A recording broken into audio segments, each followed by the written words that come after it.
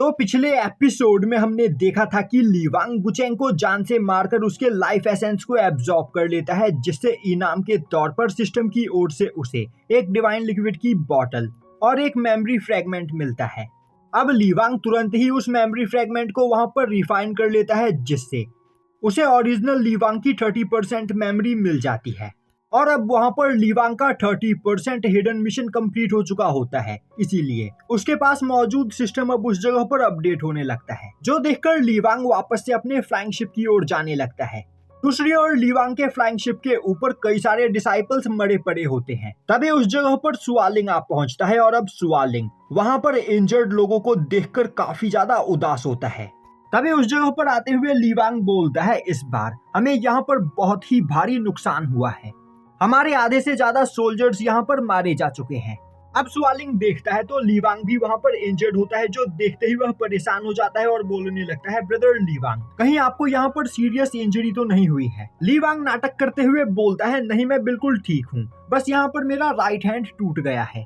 मैंने जितना सोचा था गुचेंग उससे कहीं ज्यादा पावरफुल निकला, उसने बेलू अकेडमी के ग्रेट एल्डर को भी जान से मार दिया, साथ ही साथ एम्परर सुआन वू भी उसके सामने नहीं टिक पाए और वह भी यहाँ पर मारे गए। मैं सच में बहुत ही ज्यादा कमजोर हूँ, अगर मैं बस यहाँ पर थोड़ा और ज्यादा पावरफुल होता तो मैं गुचेंग को कैप्चर करने में कामयाब हो पाता। तभी सुआलिंग बोलता है, हमने जितना सोचा था गुचेंग उससे कहीं ज्यादा पावरफुल निकला और आपको यहाँ पर खुद को दोष देने की कोई जरूरत नहीं। आपने गुचेंग को कैप्चर करने की यहाँ पर पूरी कोशिश की, पर गुचेंग आपके हाथों से निकल गया, तो इसमें यहाँ पर आपकी कोई भी गलती नहीं है। दूसरी ओर एक जगह से खड़ी होकर डाओयान यह सब कुछ देख रही होती है और अब वह मन ही मन सोचने लगती है, मैं यहाँ पर काफी ज्यादा कंफ्यूज हो चुकी हूँ, आखिर इस जगह पर लीवांग डीमन सक्सेसर है या फिर वानजेंग, क्योंकि मैंने अपने आंखों से ही वानजेंग को डेमोनिक फॉर्म में देखा है।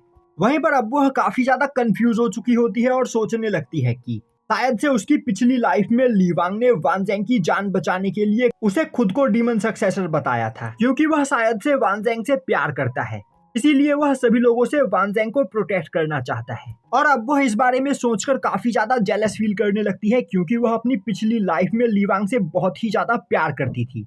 दूसरी ओर वानजेंग एक जगह पर बैठकर चाय बना रही होती है, तभी वह डोंगयान को अपनी ओर गुस्से में देखते हुए देखकर बोलती है, डोंगयान क्या यहाँ पर कोई प्रॉब्लम है? आखिर तुम इतने गुस्से में क्यों हो?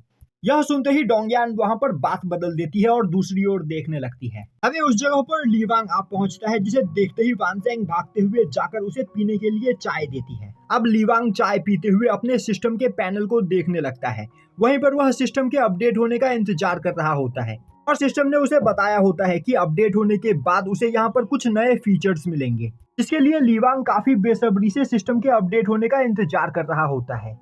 अब सीन शिफ्ट होता है और हमें दिखाया जाता है कि सुआलिंग और लीवांग अज़ुरा ड्रैगन क्लैन के पैट्रियार्क के सामने नॉर्थर्न फॉरेस्ट के अंदर जो भी कुछ हुआ उस बारे में बताने के लिए पेश होते हैं। और अब वह दोनों अज़ुरा ड्रैगन क्लैन के पैट्रियार्क को बताते हैं कि नॉर्थर्न फॉरेस्ट के अंदर गुचेंग ने एक एक करके उनके फैमिली के एल्डर्स को टारगेट करना स्टार्ट किया और उसने सबसे पहले बेलू अकेडमी के एल्डर्स को मारा, पर बेलू अकेडमी के ग्रेट एल्डर ने उसे देख लिया, जिससे अपनी जान बचाकर गुचेंग भागने लगा। पर यह गुचेंग की बस एक चाल थी। वह बेलू अकेडमी के एल्डर को एक डीमन केव के अंदर ले गया, जहां पर उसने ग्रेट एल्डर को भी जान से मार दिया। पर उसी जगह पर एम्परर सुआन वू भी मौजूद थे, जिन्होंने टाइम रहते गुचेंग के ऊपर अटैक करना स्टार्ट कर दिया, जिससे गुचेंग काफी ज्यादा इंजर्ड हो गया था। और गुचेंग को इंजर्ड देखकर एम्परर सुआन वू ने गुचेंग को अंडर एस्टिमेट किया। इस मौके का फायदा उठाते हुए गुचेंग ने एम्परर सुआन वू को भी जान से मार दिया।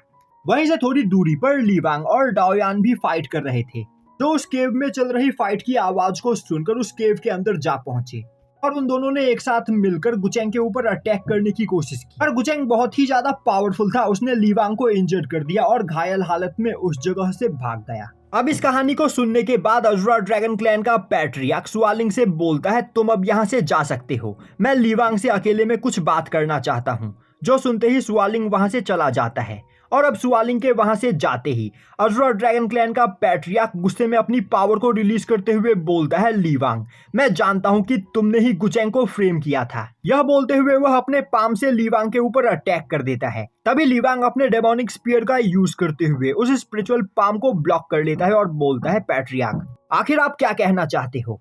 अब पैट्रियार्क फेंगजोंग बोलता है, मैं जानता हूं कि तुमने ही यानज़ेंग को जान से मारा था और यानज़ेंग को मारने के बाद तुमने शाओमी का यूज करते हुए उसका इल्जाम गुचेंग के ऊपर लगा दिया। और तो और मैं यह भी जानता हूं कि गुचेंग डीमन सक्सेसर नहीं था, पर तुमने लोगों को इस तरह मैनिपुलेट किया कि सभी लोगों को यह लगने लगा कि गुचेंग ही डीमन सक्सेसर है।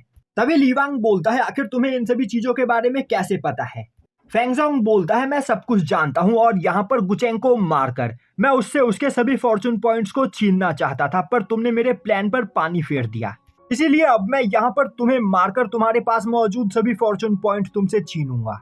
यह बोलते हुए वह अपने ग्रेविटेशनल पावर को बढ़ाते हुए ली वांग को उसके घुटनों के बल ले आता है। अब ली वांग वहां पर काफी ज्यादा डर चुका होता है और सोचने लगता है आखिर यह पर्सन है कौन। तभी सिस्टम का अपडेट उस जगह पर कंप्लीट हो जाता है और अब अपडेट होते ही सिस्टम ली वांग को वार्निंग देते हुए उसे बताने लगती है कि उसके सामने खड़ा पर्सन एक सिस्टम यूजर है और उसके सामने खड़े पर्सन के पास डेस्टिनी स्टीलिंग सिस्टम है। यह सुनते ही ली वांग के होश उड़ जाते हैं और अब वह मन ही मन सोचने लगता है फेंगजोंग भी एक सिस्टम यूजर है, आखिर इस जगह पर चल क्या रहा है। अब सीन शिफ्ट होता है और हमें लोअर वर्ल्ड में कुछ मास्कमैन को दिखाया जाता है जो कुछ टूम्स की खुदाई कर रहे होते हैं। तभी एक टूम के अंदर से उन्हें एक बहुत ही ज्यादा पावरफुल डेड बॉडी मिलती है और अब उस डेड बॉडी को देखते ही वह मास्कमैन आपस में बात करने लगते हैं। यह डेड बॉडी बहुत ही ज्यादा पावरफुल है और तो और पता नहीं यह कितने सालों से इस टूम के अंदर दफन है, पर इसके बावजूद यह डिकेड नहीं हुई है। इससे यह साबित होता है कि यह डेड बॉडी जरूर अपर वर्ल्ड के किसी पावरफुल कल्टीवेटर की है। तो अगर हम इसे अपना पपेट बना ले तो इससे हमारी पावर कई गुना ज्यादा बढ़ सकती है। यह बोलते हुए एक मास्कमैन पपेट क्रिएशन टेक्निक का यूज करते हुए उस डेड बॉडी को अपना स्लेब बनाने की कोशिश करता है, पर उसका पपेट क्रिएशन रिचुअल उस जगह पर फेल हो जाता है और अब हमें दिखाया जाता है कि वह डेड बॉडी शाओयान की होती है। और तभी शाओयान अपनी आंखें खोलता है और अब उसकी बॉडी के अंदर से काफी खतरनाक एनर्जी रिलीज होने लगती है और यहीं पर यह एपिसोड और सीजन 1 खत्म हो जाता है। और गाइस, जैसे ही इस सीरीज का अगला सीजन आएगा मैं उसे जल्द से जल्द अपलोड करने की पूरी कोशिश करूंगा।